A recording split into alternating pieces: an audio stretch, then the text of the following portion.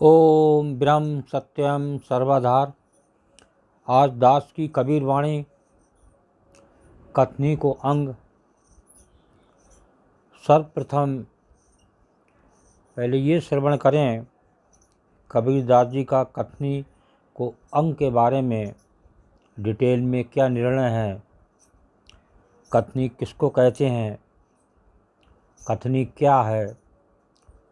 जब ये श्रवण करेंगे तो आगे बाद में वाणी पर विचार होगा तो उस वाणी में आनंद की प्राप्ति होगी।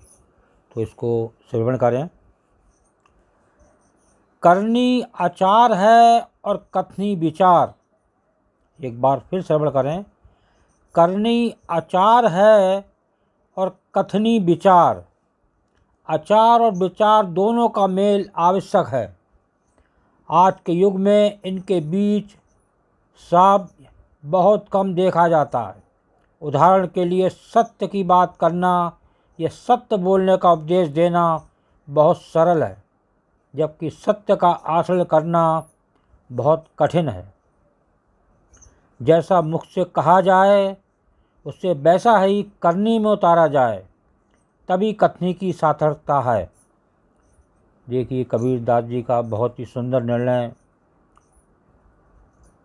जैसे मुख से कहा जाए तो उस प्रकार जीव की करनी भी वैसी हो, तब आनंद है, तब उसका अंदर फायदा है। मुख से दिए गए ज्ञानोपदेश बिना आचरण में उतारे निरर्थक हैं। विचारों की कसौटी आचार और आचरण ही आचरण रहित उपदेश या विचार सारहीन है। भारत के सभी दर्शनों और धर्म संप्रदायों के विचार की अपेक्षा आचार पर बल दिया है। भारत का चिंतन आचारहीन विचार के प्रति अत्यंत कठोर है। जिस प्रकार गधे पर पुस्तकों के गट्ठर का बोझ लाद देने पर गधा गधा ही रहता है, वो पछता छोड़कर मनुष्य नहीं बन जाता, उसी प्रकार सद विचारों का बोझ ढोता हुआ मनुष्य सदाचारी नहीं बन सकता। बहुत ही सुंदर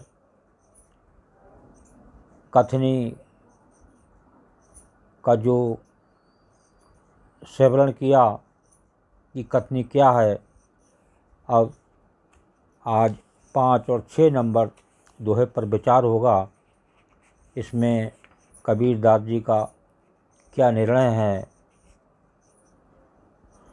तो उसको श्रवण करें। पढ़ पढ़ के समझाबई, मन नहीं धार धीर।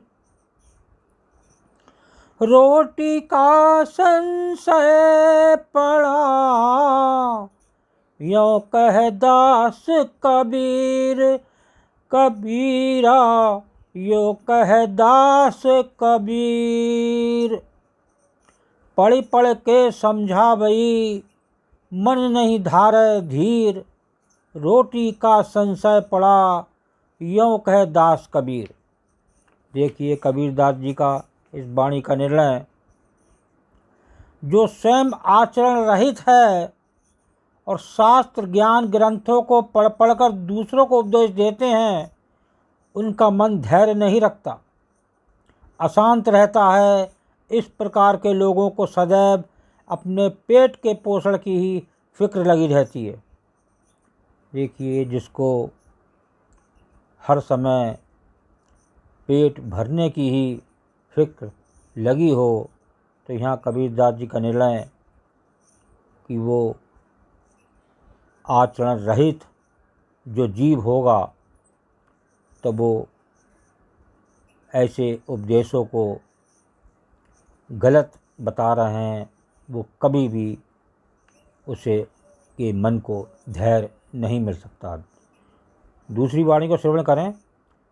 कथनी काची हो गई, करनी करी न सार। श्रोता वक्ता मरी गया, मूरख अनंत अपार। कबीरा मूरख अनंत अपार। कथनी काची होए गई, करनी करी न सार। श्रोता वक्ता मर गया, मूरख अनंत अपार। बहुत ही सुंदर अट्रैक्टिव संत कबीरदास जी की वाणी, बिल्कुल खरी वाणी। इसमें क्या संदेश दे रहे हैं कबीरदास जी, इसको श्रवण करें। यदि कहे हुए ज्ञान को उचित रूप से अपनी करनी में नहीं उतारा तो वो कथनी कच्ची यानी अर्थहीन मानी जाएगी।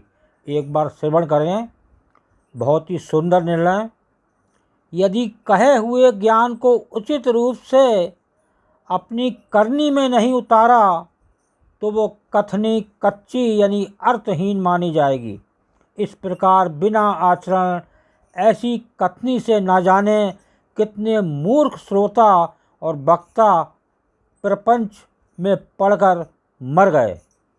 देखिए, बहुत ही सुंदर, बहुत ही क्लियर निर्णय। चाहे बुरा लगे लेकिन कबीरदास जी की वाणी बिल्कुल साफ, चेताती हुई, चेतना देने वाली वाणी। अगर इन वाणी पर जीव चलेगा तो निश्चित इस संसार से जीत के जाएगा। ये खरी बोली लगती तो बुरी है, लेकिन एक बार बुरी लगेगी जब इसको मन से आप चलेंगे और इन वाणी के माध्यम से आप अपना जीवन यापन करेंगे तो निश्चित इस जग से जीत के जाएंगे। ये कोई एक संत की वाणी है, कबीरदास जी की वाणी है। ये एक संत थे तो इनकी वाणी पर विशेष ध्यान देना चाहिए और मन से श्रवण करना चाहिए, तो यहीं एक प्रभु की कृपा होती है। ओम ब्रह्म सत्यम सर्वधार। दास कागड़ चैनल अच्छा लगा हो तो इसे सब्सक्राइब करें, बेल प्रेस करें, लाइक करें, शेयर करें ताकि आगे आने वाला वीडियो सर्वप्रथम यूट्यूब में मिले। ब्रह्म सत्यम सर्वधार।